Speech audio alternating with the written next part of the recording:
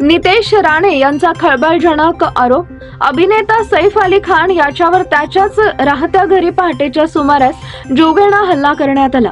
या हल्ला प्रकरणी अटक करण्यात आलेल्या मोहम्मद शरीफुल इस्लाम शहजादला वांद्रे न्यायालयानं 5 दिवसांची पोलीस कोठडी सुनावली आहे. तसेच प्रथम दर्शनी हा आरोप बांगलादेशी असल्याचं निष्पन्न होत असल्याचा दावा पोलिसांनी केलाय. आरोपी बांगलादेशी असल्याचं समोर आल्यानंतर आता राज्यात आरोप प्रत्यारोप होताना दिसत आहेत. आदित्य ठाकरेंच्या टीकेला प्रत्युत्तर देताना नितेश राणे यांनी आरोप केलाय की विधानसभा आणि लोकसभा निवडणुकीत बांगलादेशी आणि रोहिंग्या मुसलमानांचं मतदान मिळवण्यात आले. इतक्या वर्षापासून उद्धव ठाकरे यांची मुंबई महानगरपालिकेवर सत्ता आहे, पण बांगलादेशींना मुंबईत येण्यापासून रोखल्याने कारण हिरव्या सापांना दूध पाजणारेच मातोश्रीवर वावरतात असं म्हणत त्यांनी कुणाच्या आशीर्वादानं बांगलादेशी आणि रोहिंग्या मुसलमानांचं मुंबईत वास्तव्य वाढलं असा प्रश्न देखील विचारला.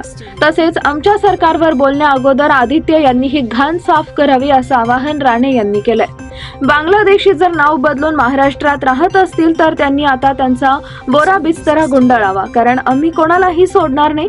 खरं तर बांगलादेशी लोकांना भारत इस्लामिक राष्ट्र करायचंय. असं असतानाही बांगलादेशी लोकांना भारतात आधार कार्ड कागदपत्र देणारं मोठं जाळ आहे. मात्र यात बडे मासे अडकणार आहेत. तसेच बांगलादेशी मुसलमानांना दूर करणं हे सगळ्यांचंच काम असलं पाहिजे असं आवाहन देखील राणे यांनी केलंय.